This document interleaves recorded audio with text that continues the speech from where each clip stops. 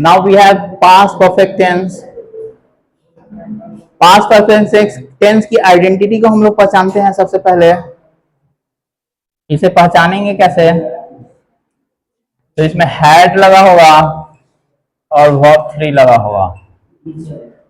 तो ये ध्यान में रखेंगे कि हैड और वर्ब थ्री जहां लगा हो हम समझ जाएंगे कि वो पास्ट परफेक्ट टेंस में है। इसका मेकिंग यानी रूल में हम देखेंगे तो सब्जेक्ट लगा देंगे, लास्ट में ऑब्जेक्ट लगा देंगे, वो रूल कहला जाएगा। I think you all can do that. तो इसी में सब्जेक्ट जोड़ देंगे और यही इंफॉर्मेशन यहाँ पुट कर देंगे और ये ऑब्जेक्ट हो जाएगा। सप्लीमेंट या एजेंट भी लास्ट में होता है। अब हम बनावट में देखते हैं इसके।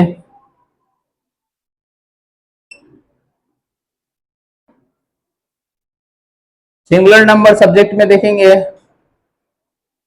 या प्लूरल नंबर वाले सब्जेक्ट में देखेंगे, यानी सब्जेक्ट सिंगुलर हो या प्लूरल हो उसके साथ हैड ही यूज होगा, कोई कंफ्यूजन नहीं है। तो आई, वी, यू, यू दोनों के लिए है, तुम के लिए भी, तुम लोग के लिए भी। यू,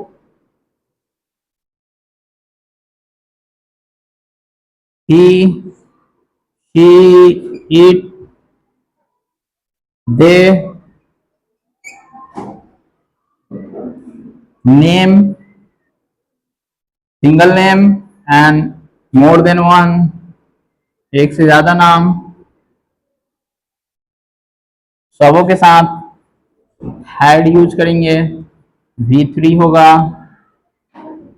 और अंत में ऑब्जेक्ट आपका।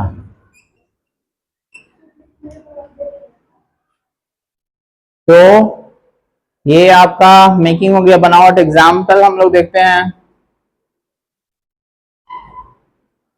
वी हैड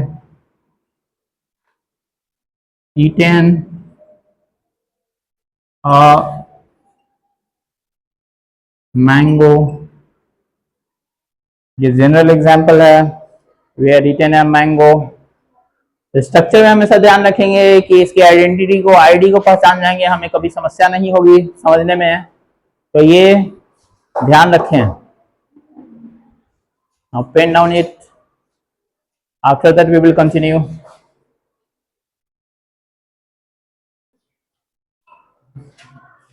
हम लोग पास्ट परफेक्ट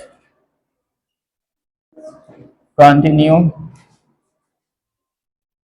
टेंस समझते हैं। उसी पे मैंने आगे प्रोसेस बढ़ाने की कोशिश की, लिखने की बात बात जरूरत ना पड़े।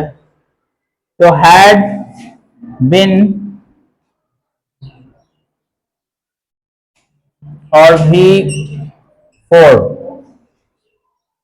हैड बिन के साथ भी फोर लग जाएगा। वही कंडीशन रूल में करेंगे कि रूल में सब्जेक्ट ऑब्जेक्ट आगे आप ऐड कर लेंगे। सब्जेक्ट यहाँ had been plus V4, V4 मतलब वर्ब आईएनजी वाला, और अंतिम में ऑब्जेक्ट। कंडीशन सेम है क्योंकि हेल्पिंग वर्ब हैड ही है, इसीलिए हमें ना सिंगुलर से कोई उलझना है, ना ही प्लूरल से उलझना है, दोनों के लिए हैड ही यूज होगा। तो हम यहाँ क्या करेंगे? I, we, you, he, she, it, they, name, names, इन सबों के लिए हैड यूज करेंगे और हैड के साथ बिन आ जाएगा और वर्ब फोर और object. I think all are getting this. सबको समझ में आ रहा होगा। तो एग्जाम्पल इसका हम लोग देखते हैं। इसी I had been reading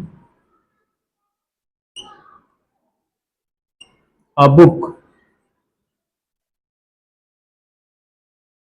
I had been reading a book. इससे हम पहचान जाएंगे कि ये कौन से टेंस में है। इसी में या और जगहों में भी हम लोग सिंस फॉर यूज करते हैं, जैसे कि हम लोगों ने प्रेजेंट में पढ़ रखा है, तो सिंस फॉर का यूज भी सिमिलर होगा for the point of time and for the period of time. Point of time के लिए सिंस यूज करेंगे और पीरियड ऑफ टाइम के लिए फॉर यूज करेंगे। यानी निश्चित समय हो तो सिंस यूज करेंगे, निश्चित समय नहीं हो तो फॉर यूज करेंगे। तो ये ध्यान में हम लोग रखेंगे।